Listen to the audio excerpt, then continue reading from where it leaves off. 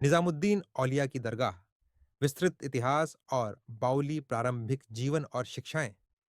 हजरत निजामुद्दीन औलिया का जन्म 1228 में बदायूं, उत्तर प्रदेश में हुआ था।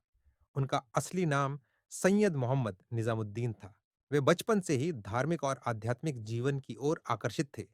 उन्होंने बाबा फरीद से सूफी दीक्षा ली और दिल्ली में अपने संदेश का प्रसार किया।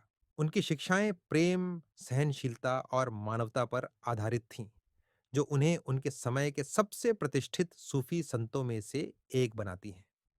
दरगाह का निर्माण और इतिहास। निर्माण की शुरुआत। हजरत निजामुद्दीन औलिया का निधन 3 अप्रैल 1325 को हुआ था। उनकी मृत्यु के बाद उनके अनुयायियों और शिष्यों ने उनके मकबरे का निर्माण शुरू किया। प्रारंभिक मकबरे का निर्माण सादगी और भव्यता का मेल था। नवीनीकरण और विस्तार। मुगल सम्राटों ने दरगाह के नवीनीकरण और विस्तार में महत्वपूर्ण योगदान दिया। हुमायूं के शासनकाल में 1530 से 15 दरगाह का नवीनीकरण हुआ। सम्राट अकबर 1557 से 1605 के समय में 1562 में दरगाह का और विस्तार हुआ और इसे एक भव्य रूप दिया गया। वास्तुकला और संरचनाएं। मकबरा। हजरत निजामुद्दीन औलिया का मकबरा दरगाह के केंद्र में स्थित है। यह संगमरमर से बना है और इसमें बारीक नक्काशी की गई है। मकबरे के चारों ओर एक जालीदार दीवार है, जो इसे और भी पवित्र बनाती है। जामात खाना मस्जिद। मकबरे के पास स्थित इस मस्जिद का निर्माण भी दरगाह के प्रमुख स्थलों में से एक है।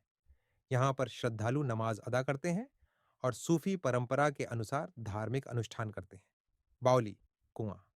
दरगाह के परिसर में स्थित बावली एक महत्वपूर्ण ऐतिहासिक और सांस्कृतिक स्थल है। बावली का इतिहास। यह बावली हजरत निजामुद्दीन औलिया के समय में बनाई गई थी। इसे पानी की कमी को दूर करने और स्थानीय लोगों की प्यास बुझाने के लिए बनाया गया था। बावली का निर्माण एक चमत्कारिक घटना के रूप में माना जाता है, जिसमें हजरत निजामुद्दीन औलिया की प्रार्थनाओं का महत्वपूर्ण योगदान था। वास्तुकला और विशेषताएं। बावली की वास्तुकला इंडो इस्लामिक शैली का उत्कृष्ट उदाहरण है। इसमें सीढ़ियां हैं जो पानी तक पहुंचती हैं। बावली का पानी हमेशा ठंडा और साफ रहता है और यह स्थानीय लोगों के लिए एक महत्वपूर्ण जल स्रोत था। कहानी। कहा जाता है कि बावली के निर्माण के समय गयासुद्दीन तुगलक द्वारा एक और निर्माण कार्य चल रहा था और उन्होंने सभी मजदूरों को अपने काम में लगा दिया था। हजरत निजामुद्दीन औलिया ने अपने भक्तों से रात के समय बावली के निर्माण का कार्य जारी रखने के लिए कहा। इस संघर्ष के बावजूद बावली का निर्माण पूरा हुआ और ये हजरत निजामुद्दीन औलिया की दिव्य शक्ति और उनके भक्तों की आस्था का प्रतीक बना। दरगाह की धार्मिक और सांस्कृतिक महत्ता। धार्मिक केंद्र। हजरत निजामुद्दीन औलिया की दरगाह सूफीवाद का महत्वपूर्ण केंद्र है। यहाँ पर हर साल उर्स का आयोजन किया जाता है, जो हजरत निजामुद्दीन औलिया की पुण्यतिथि पर मनाया जाता है।